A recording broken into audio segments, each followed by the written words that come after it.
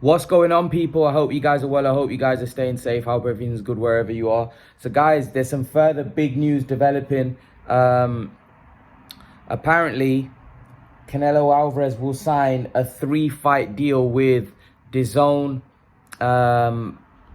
These are reports coming out that apparently there's going to sign a 3-fight deal worth up to $160 million. A lot of money. Canelo is securing that bag. Before we get into the video, guys, smash the like button, hit the subscribe button, and share the video. As always, guys, I know you guys show me that love, show me that support. I try to bring you all the latest news. This is massive news. Apparently he's gonna be fighting in May against Bivol, of course, and then he's gonna be fighting in September, and then he's gonna be fighting again in December. Canelo Alvarez has decided of recent times to start, fighting more regular. Is that because, before, when he was under Golden Boy and De La Hoya, he was fighting twice a year, and was that because of the fact that, the relationship with De La Hoya was a bit murky? But now it looks like he's looking to fight a lot more and make as much money as possible, secure that bag, as you would say. Also, give the fight fans an opportunity to see Canelo Alvarez more. I've always been frustrated that I feel like some of the most gifted fighters in the world we never get to see, and it's been like that for a while. I just feel like a lot of them stay inactive for too long. They go, like, look at Spence, for example, Crawford, for example.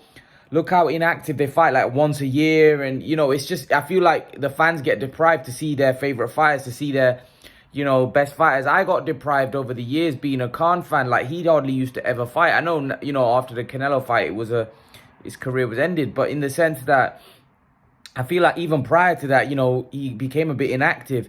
And this is the problem with a lot of fighters in the world, where they seem to become inactive. They seem to they seem to disappear. They don't seem to fight regular. And I feel like the fans want to see their favorite fighters fight on a regular basis. We don't always get that, unfortunately. I don't know why that is.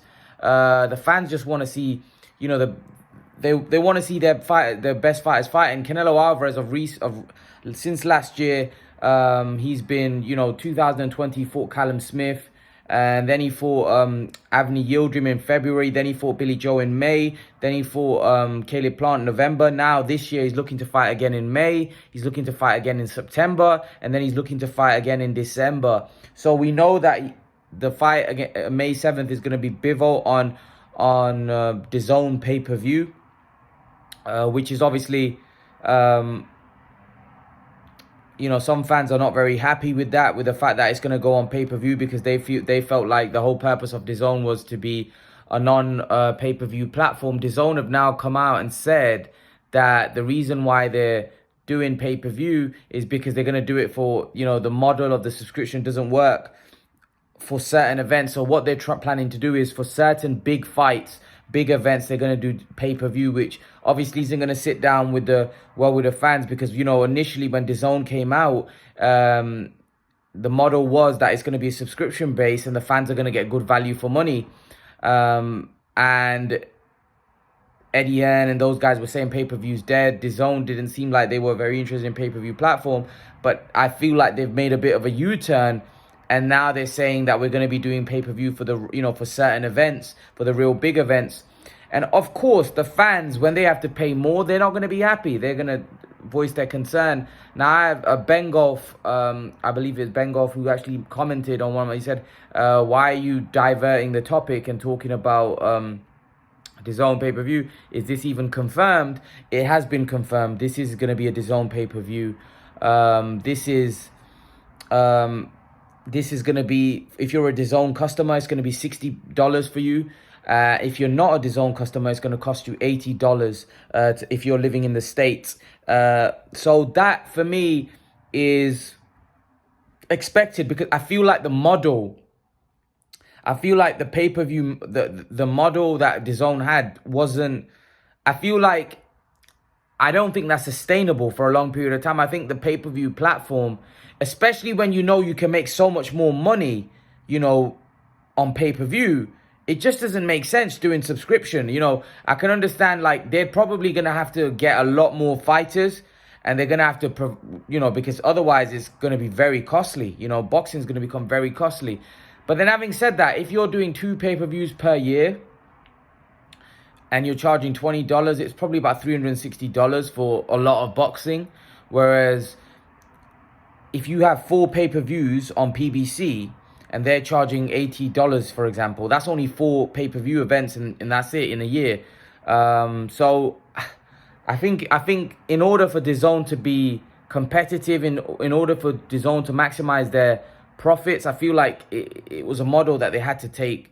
They had to go down. I felt that they had to go down that route. But coming back to Canelo, looks like he's gonna sign a 3-fight deal. Now, I'd have to assume that the Bivol fight's on pay-per-view. The Golovkin fight is going to be on pay-per-view. There's no way that the Canelo-Golovkin fight's not going to be on pay-per-view, because that we're talking about something that's probably going to do over 1 million pay-per-view buys without question. Canelo-Golovkin. If Plant and Canelo did 800,000, then Canelo-Golovkin is going to do well over 1 million. So, you know, I feel like it was always going to be the case where they were going to... I'm quite surprised they put the Bivol fight on pay-per-view, because because they just feel Canelo's such a big star. It doesn't matter who he fights, they're going to do huge pay-per-view numbers, so it makes sense. But personally, I thought that they would have the Bivol fight maybe on normal subscription, but they're not. I feel like the fight in December, the rumors that I'm hearing, that it could be John Ryder or Makabu in the UK, that for me probably could be on a normal subscription platform. I don't think that should be on pay-per-view, just because I don't think the fight warrants it. Okay, you know, Bivol and Golovkin, that's fair enough. You know, they're massive fights and they're very competitive fights, but Makabu and Ryder, I don't really think that deserves a pay-per-view. I don't really think that's a pay-per-view fight. But again, who knows? They may think Canelo's such a big star that he can do it without, you know, he doesn't need a competitive dance partner. He can do it on his own. So we'll have to wait and see how all this pans out. But we do know that Canelo is looking to extend the 2-fight deal to make it a 3-fight deal, which is going to be worth $160 million. That is massive. That's massive news. It's a big coup for Eddie Hearn as well, and DAZN, to get Canelo on a 3-fight deal. So then Canelo will be fighting his next 3 fights on DAZN. I don't know how I feel about that now, to be honest, because if that is true and Canelo's going to be fighting Bivol and Golovkin, fair enough. But then in December, fighting John Ryder or Makabu, I don't like. Look, here's the thing. You can't really criticize Canelo for that, because some people are saying, well, oh, he's fighting John Ryder and think it's a duck, this, that, and the other. But if he's going to fight Bivol and Golovkin, you see, I think where people are going to be disappointed, I think people are happy with the Bivol fight, but I think it's the Golovkin fight. A lot of fans are not too interested in that anymore. They feel like Golovkin's past his best, and they just don't feel that fight is a great fight anymore. Like, I'm kind of in the same boat, in the sense that I don't really want to see the Golovkin fight that badly anymore. I feel like Golovkin's past his best. But it's still a fight that I'd be interested, I'd watch. But I feel like there's other fights out there that deserve... I feel like that would be much bigger. Like, I think the Charlo fight, the Benavidez fight. I think there's other fights, like the Bivol fight, 100%. What a great fight. But the Golovkin fight is another great fight. Look, Golovkin's a great fight. It's just the fact that at this point, I don't know what the clamor is for that fight. I don't know how big that fight is. Maybe from the casual fan base, I think the Golovkin fight will be massive. But I think in terms of like the hardcore fans, I don't know how much they're really interested in seeing Canelo v Golovkin. And that's not taking anything away from Golovkin. It's just the fact that Golovkin's a lot older. They've seen the fight twice. And there's probably fans out there that want to see something different. Like Bivol, everyone's excited about that because everybody knows Bivol is a very, very tough fight. And that's a very competitive fight. Don't get me wrong, the Golovkin fight might be a competitive fight. Might be another hard fight for Canelo. It's just that we've already seen that twice. So it's kind of like, do we really want to see it again? Is it going to be any different? Canelo's got better. Golovkin's descended. So, Golovkin for me is not the fighter he once was. So for me, it kind of... you can kind of see what's going to happen in that fight. You kind of predict that Canelo will be too much for Golovkin at this point. That doesn't mean that the fight won't be good. That doesn't mean that the fight might not be compared. That doesn't mean that Golovkin might not win. It's just that we've seen the fight already, and we kind of want something different, in the sense we want to see a Charlo fight. We want to see a Benavidez fight. We want to see something different. But the Bivol fight, wow, that's the hardest fight Canelo could take. That, like, personally, I would have preferred, which this doesn't make sense to me.